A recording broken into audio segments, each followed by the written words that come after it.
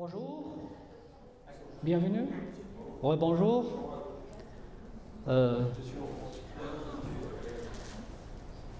Merci beaucoup de rejoindre cette session, devenir mentor et aider les novices. Et comment on peut encadrer les novices sur les projets Wikipédia. Alors, c'est moi, Diolf77. Alors, pour l'anecdote, si vous lisez Diolf de droite à la gauche, c'est Floyd. Donc, je suis fan de Pink Floyd. Je travaille avec la Fondation en tant qu'ambassadeur des équipes croissance et editing. Je m'appelle Habib Mhenni. Voilà. Dans cette présentation, je vais parler comment améliorer les premiers pas des novices. Un projet aussi qu'on a fait avec l'équipe, c'est de créer une nouvelle page d'accueil des novices. Le projet de mentorat, comment se porter volontaire à aider les novices, que ce soit dans les projets d'éducation, que ce soit dans les ateliers, dans les workshops. Le tableau de bord de tuteur qui va aider ces novices. Et je vais ajouter pour cette présentation EditCheck, c'est un outil qu'on développe avec l'équipe Editing pour améliorer les éditions ou bien les contributions des novices. Alors le premier pas dans Wikipédia, c'est perçu comme assez difficile pour les novices. Pourquoi?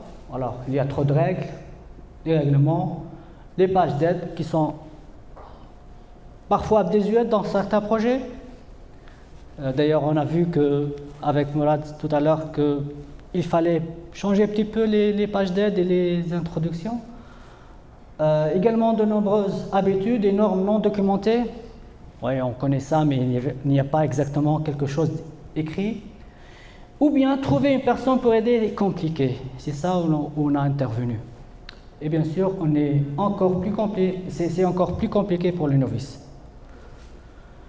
L'équipe croissance de The Growth Team de la Fondation a effectué un sondage de bienvenue. Donc chaque personne qui va s'inscrire sur Wikipédia va recevoir une petite enquête et dans laquelle vous pouvez, ce lien c'est pour retrouver l'enquête et les différentes questions de l'enquête. Et pourquoi on a fait ça? C'est pour aider ou bien pour les novices pour qu'on puisse adopter nos wikis à leurs besoins. Pourquoi ils sont là? Pourquoi ils ont adhéré à Wikipédia? Et pour les communautés, nous pouvons vous partager nos données collectées qu'on a reçues de ces sondages. Ces résultats sont là, avec le nombre de réponses et le pourcentage de ces réponses. Vous pouvez voir... Oups. Mise à jour.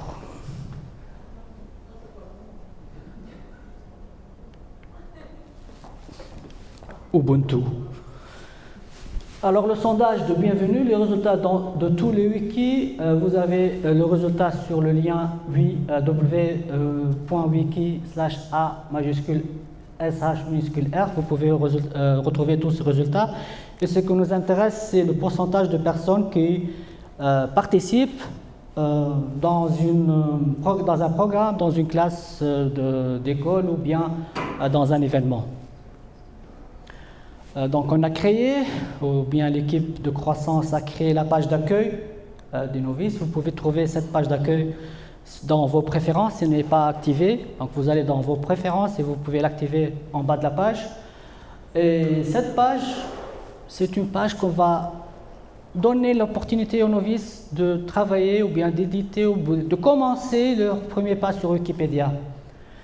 Voici cette page, elle est tirée d'un Wikipédia test, mais ça existe dans Wikipédia en français. Je vais définir ou bien donner la définition de toutes les parties qui composent cette page.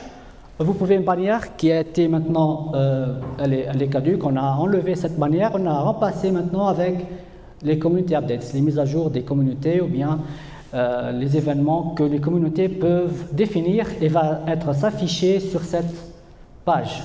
Et d'ailleurs, on a commencé le test depuis hier, on a lancé ça sur Wikipédia en français et l'événement qu'on va tester, c'est le Wiki Concours. Alors, on fera ça 50-50, c'est-à-dire 50% des novices auront cet affichage, les autres non. C'est dans le cadre d'un test de la procédure. Et l'événement qui est partagé, c'est au lieu de cet événement qui est un exemple, il y a sur maintenant Wikipédia en français le wiki concours. Ensuite, dans la page d'accueil, nous proposons aux novices des modifications qu'ils peuvent commencer à éditer sur Wikipédia. Ils choisissent les thèmes, ils choisissent le degré de difficulté et commencent à contribuer. Ensuite, leur impact sur Wikipédia, s'ils modifient une page, le nombre de vues de cette page et comment cette modification a influencé l'audimat sur Wikipédia. Un module où il y a des pages d'aide, où le novice peut trouver des aides concernant l'édition, concernant les règles, etc. Et finalement, le module de mentorat est là qui nous intéresse pour cette session.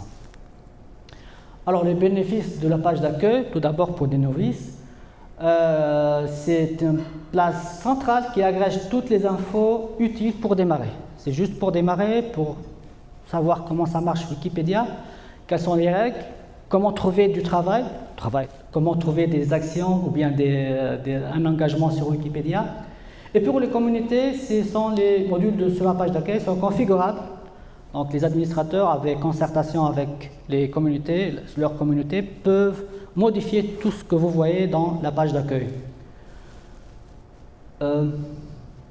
Oui, c'est l'image de la Wikiconvention à Paris. Le mentorat.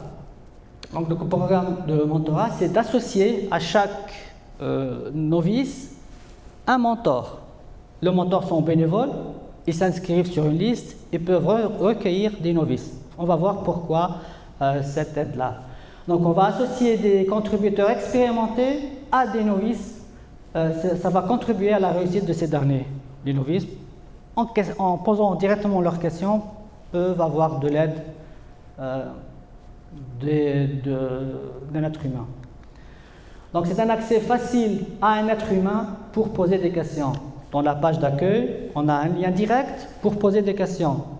Ceci n'est pas donné à tout le monde parce qu'il faut aller à une personne qu'on connaît ou bien qu'on peut voir sur les discussions, c'est déjà très difficile de trouver, d'aller sur la page d'accueil, aller sur la page de discussion et c'est un peu compliqué, mais non, on a facilité la tâche, on a créé cette boîte de dialogue qui pose directement les questions des novices à leur mentor.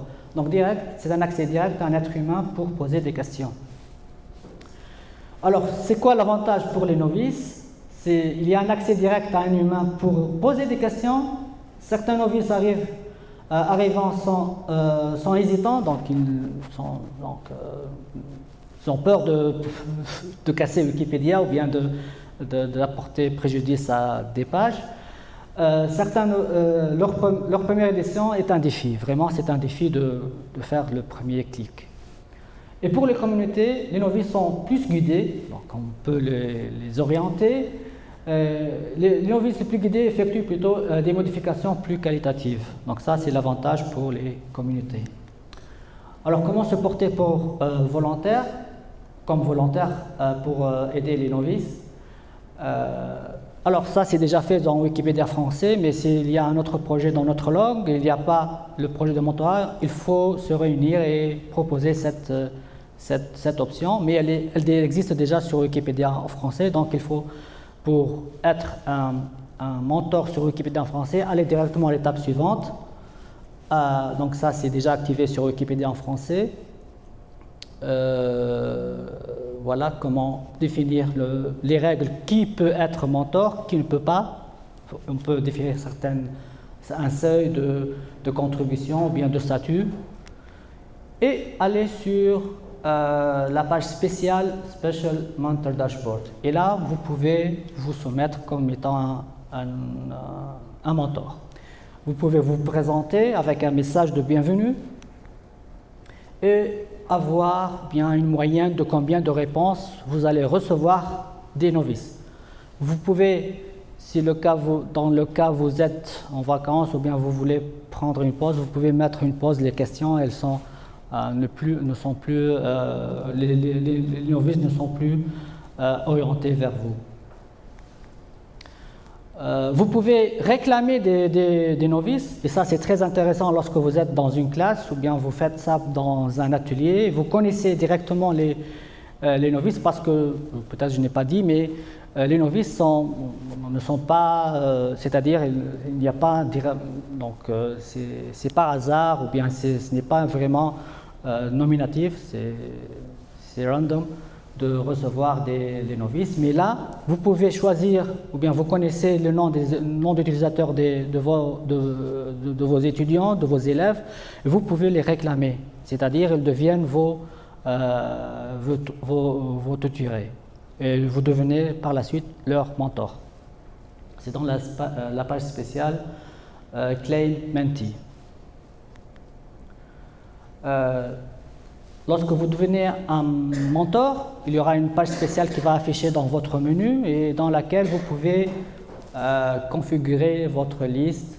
Ça c'est la liste des mentors, c'est pour les admins, les administrateurs. Ils peuvent enlever si un mentor qui est très absent ou bien qui n'est plus dans les projets, on peut les enlever de la liste.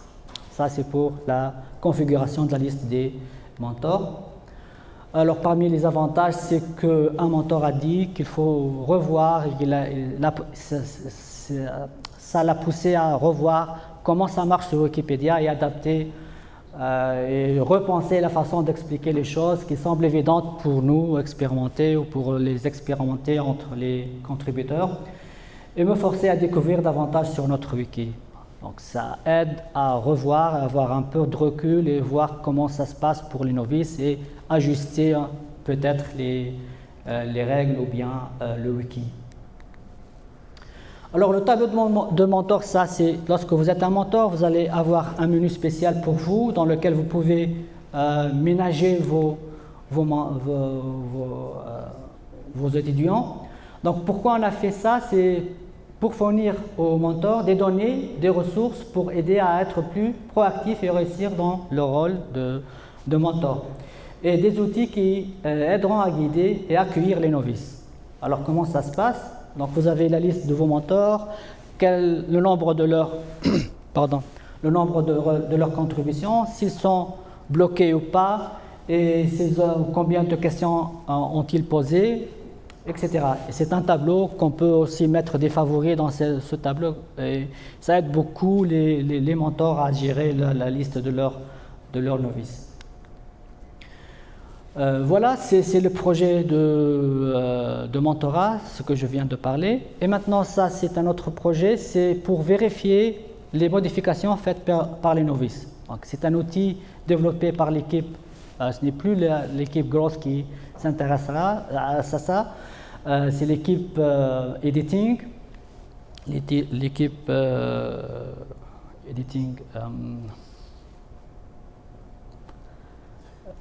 editing en français. Édition, voilà. Merci. C'est la vérification des modifications. C'est un outil qui va, entre guillemets, lire ce que les novices vont écrire sur leur contribution, leur edit, et proposer des améliorations. Comment ça se passe? Si vous voulez savoir davantage sur ce projet, vous pouvez scanner ce code.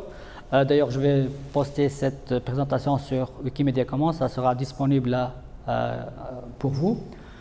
C'est un ensemble, c'est quoi EditCheck? En anglais, c'est EditCheck. C'est un ensemble d'améliorations pour l'éditeur visuel. Ça ne marche que sur l'éditeur visuel. Oui, merci. Afin d'aider les novices volontaires à comprendre et à suivre certaines des règles et recommandations nécessaires pour réaliser des modifications constructives dans les projets Wikipédia. Comment ça se passe? Je commence par expliquer la vérification de sourçage. Ça, c'est le premier projet qui a fonctionné et qui a donné un résultat très significatif, surtout sur la version mobile. Je n'ai plus, donc je vais vous montrer après les résultats, mais c'est quoi? Alors lorsqu'une personne va écrire un texte et ce texte ne comprend pas une citation, une référence, il y a un outil qui va s'afficher et va demander est-ce que vous voulez ajouter une source à ce que vous avez écrit. Donc c'est quoi? Si vous avez une quantité significative de texte sans référence, le contrôle du sourçage vous rappellera d'ajouter une référence. Cela ne fonctionne que pour les modifications réalisées avec l'éditeur visuel pour le moment. Donc c'est déjà fait, et c'est-à-dire si un novice va faire une modification, ajouter du texte sans ajouter de référence, il y a ça qui va être affiché. Et ça va l'inviter à reviser sa contribution. Maintenant, et merci Valérie, elle m'a affirmé que c'est maintenant disponible sur Wikipédia en français, c'est la fiabilité des références. S'il ajoute, cette personne, si elle ajoute une référence d'un site qui n'est pas défini dans la liste, ou bien un site qui est défini dans la liste des sites bannis du projet, ça va afficher cette page qui dit que votre site c'est une bonne référence, il faut revoir un autre site. Donc c'est la fiabilité de référence, la reference reliability évalue tous les domaines externes que les personnes tentent d'insérer à l'aide de Citoid par rapport à des sources bien définies par la communauté. Donc c'est la communauté qui va définir ces sources-là et dire que si c'est un site digne de confiance ou pas. Et le deuxième outil, c'est la vérification de liens. Donc link check évalue tous les domaines externes que les personnes tentent de lier à l'article à l'aide de l'inspecteur d'insertion de liens par rapport à des defined sources, c'est-à-dire des sources bien définies par la communauté. Donc ça va aider les gens, ou bien ça va aider les personnes à vérifier leurs sources, si les sources sont fiables ou pas, ou bien si les sources sont acceptées sur Wikipédia ou non. Donc ça, c'est le projet qui a été réalisé par l'équipe d'édition de Wikipédia. Voilà, merci de votre attention. Je suis disponible à vos questions. Merci. Oui.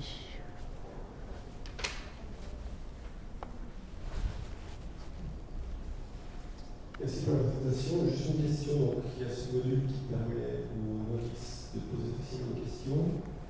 Est-ce qu'il y a un moyen pour les novices de savoir facilement, à part les notifications usuelles, qu'ils ont une réponse? Parce que ce que je vois d'expérience, c'est que je reçois une question, je donne une réponse, mais il n'y a pas de retour. Donc je ne sais pas si la personne n'a pas vu ma réponse ou elle est juste partie. D'accord.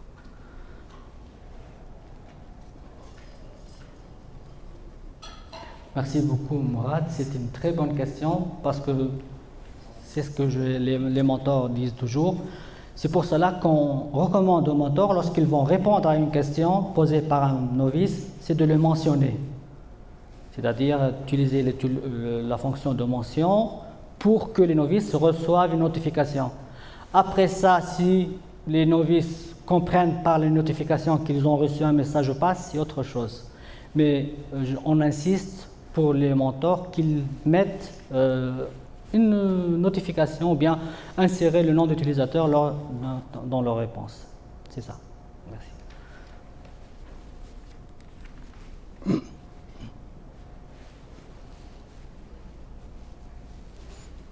Oui, je suis un petit peu interrogateur sur comment je peux me servir de l'outil quand j'utilise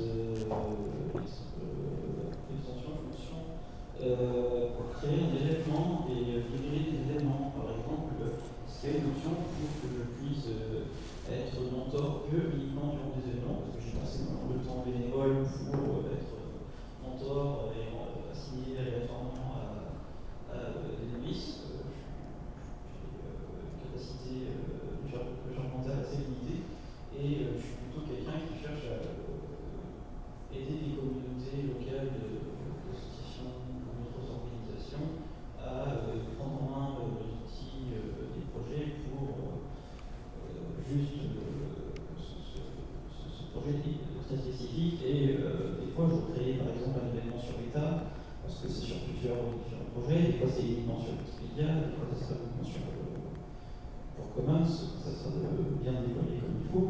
Donc, je me demande comment je peux faire bien l'outil mentorat ou ça soit mon propre, parce que j'ai l'impression que c'est quand même vachement spécifique pour les projets et on a toujours cette distribution aléatoire.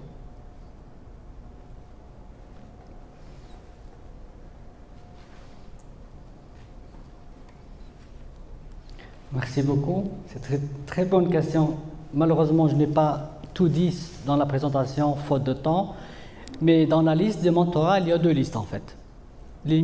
La liste de mentorat habituelle où vous allez avoir aléatoirement des personnes enregistrées récemment.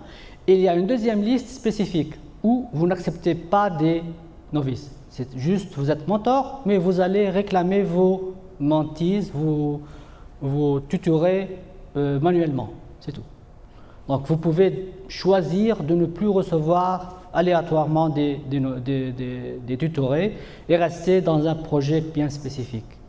Et ce qu'on a fait avec, parce que je suis ambassadeur pour la communauté arabophone, donc on a fait deux listes. La première liste, c'est une liste des mentors pour tout le projet. Elle reçoit ces mentors des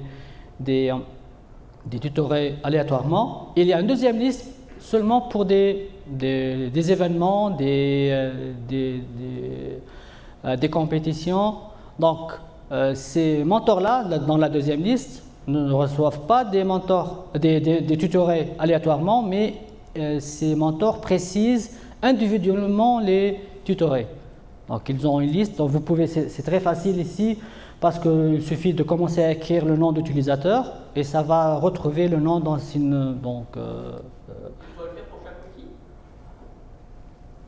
Tu dois le faire sur chaque wiki. C'est un projet en discussion au sein de l'équipe. Parce qu'on a eu ce même retour à Wikindaba le mois dernier. J'ai transmis ça à l'équipe et on est en train de discuter à propos de ça. Vraiment, c'est la deuxième fois maintenant. Je vais insister sur l'équipe de travailler sur ce projet. Merci.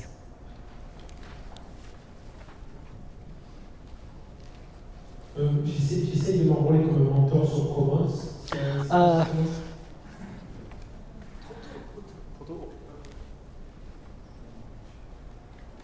Le mentorat, la page d'accueil, elle n'existe que sur Wikipédia, je crois Wikictionnaire.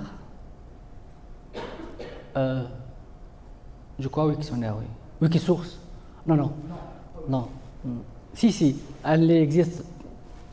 L'équipe a choisi de mettre ce projet seulement sur Wikipédia et non pas sur les autres. Non, Wikipédia. Tous les Wikipédia ont ce projet-là. Donc il y a ce projet de Growth Team qui travaille sur tous les Wikipédia, dans toutes les langues. Mais les autres projets Wikimedia, tels que Wikimedia Commons, Wikidata, donc ça n'existe pas encore. Je ne sais pas si vont. Je ne sais pas exactement, mais pour le moment, c'est que sur Wikipédia. Wikipédia dans toutes les langues. Le projet de mentorat, pratiquement les grands wikis sont dans le programme, mais s'il n'existe pas le projet de mentorat, on peut l'activer. Donc on peut l'activer en contactant l'équipe Growth, ou bien il y a une procédure, je crois, pas ici. L'activation de modules, elle s'effectue par les contributeurs. Oh, encore de la Formule 1.